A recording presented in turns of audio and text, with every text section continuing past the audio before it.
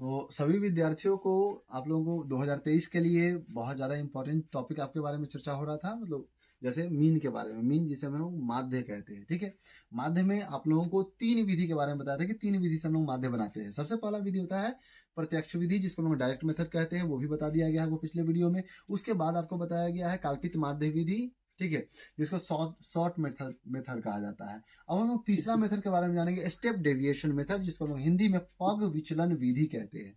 ठीक है, अब देखिए जैसे यहाँ पे दिया हुआ है आपके पास वर्ग अंतराल दिया हुआ है, वर्ग अंतराल के साथ में बारंबारता दिया हुआ है। अब हम लोग इसके साथ चलेंगे किस तरह से ये स्टेप डेविएशन मेथड कंप्लीट किया जाए। तो सबसे पहले देख रहे हैं हम लोग CI, यानी कि वर्ग अंतराल में अगर x का वैल्यू निकालना है तो आपको बार बार एक ही चीज बता रहे थे, x का वैल्यू निकालने यानी कि चर मान निकालने के लिए हम लोग ये दोनों का योग का आधा करते हैं। ठीक है, मतलब निम्न सीमा और उच्च सीमा ये दोनों को जोड़ देते हैं और उसका आधा कर देते हैं, तो ये हमारा चर मान निकल जाता है।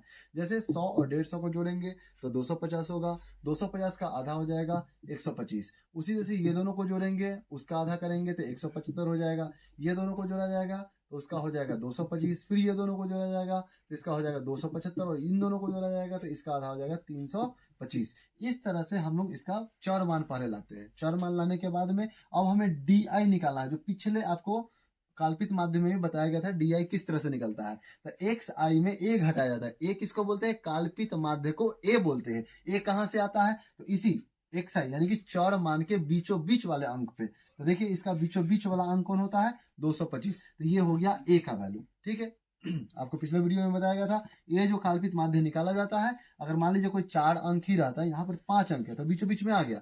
4 अंक रहता तो दूसरा लेते, 6 अंक रहता तो तीसरा लेते, 7 अंक है तो चौथा लेंगे। इस तरह से ऊपर से गिनती के बाद जो बीचों बीच आता है, ये सब बिचला के ठीक पहले वाला आता है। ठीक है, या तो बिचला होगा, जैसे मान लीजिए जैसे यहाँ 5 अंक है, ठीक है, 5 अंकों में लिखा गया, यहाँ तीसरा अंक हम ले लिए, ए का मान मान लिए, कल्पित माध्य मान लिए। लेकिन अगर वही 4 होता तो उस समय क्या होता? तो दूसरा को ही हम लोगों को ए मानना पड़ता। अगर 6 रहता तो तीसरा को ही मानते, 7 रहता तो चौथा को मानते। इस तरह से ए में कंफ्यूज मत होना। ठीक है, उसके बाद DI निकालना था। DI के लिए फॉर्मूला XI माइनस A।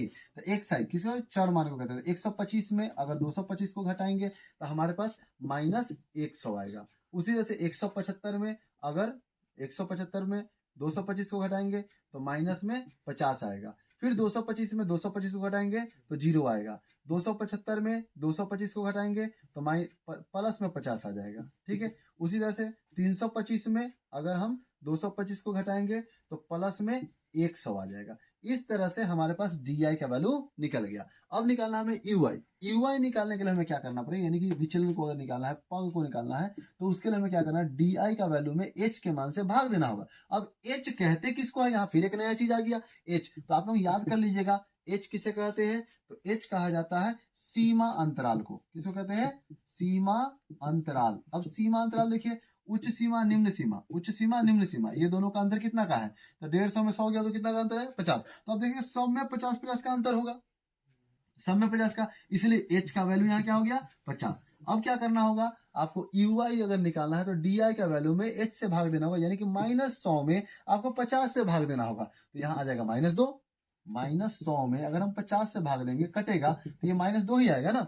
उसी तरह से -50 में 50 से भाग देंगे तो उसके लिए -1 आएगा। 0 में अगर हम 50 से भाग देंगे तो 50 में 50 से भाग देंगे तो यहाँ 1 आएगा। 100 में 50 से भाग देंगे तो यहाँ 2 आएगा। अब हमें करना क्या है? तो अब FI इंटू UI का वैल्यू निकालना है। तो FI इस जगह यानी कि बारंबारता इस जगह है, UI का मान हम यहाँ ला चुके हैं। तो 4 में 2 से गुना करें तो -8 आ जाएगा। उसी तरह से 9 में -1 से गुना करें तो -9 आ जाएगा। 12 में 0 से गुना करेंगे तो 0 आ जाएगा। फिर 2 में 1 से इंटू करें तो 2 आएगा, और 2 में 2 से 4 इंटू करें तो 4 आ जाएगा। अब यहाँ पे इसका अंतराल देखेंगे तो हमारे पास 9 है, 8 है, 17 हो गया, माइनस में 4 और 2 हो गया, 6 हो गया, प्लस में। अब 17 में से 6 गया तो कितना बचेगा? -11 बचेगा। यहाँ तक क्लियर है।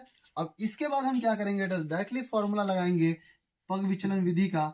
माध्य इक्वल टू क्या होता है? A plus H into sigma FI into EY बट्टा सिग्मा FI। ये हमारा फॉर्मूला है। अब डायरेक्टली हम फॉर्मूला पे हम वैल्यू रख देंगे। A का वैल्यू क्या है? तो A का वैल्यू यहाँ 225 है, यहाँ रख देंगे 225 प्लस एच का वैल्यू क्या है, तो एच का वैल्यू 50 है, into F I into U I का वैल्यू क्या आया है, तो -11 आया है, सिग्मा एफ आई का वैल्यू क्या आया है, तो 30 आया है। अब इसको डायरेक्टली हम लोग क्या करेंगे, हल करते जाएंगे।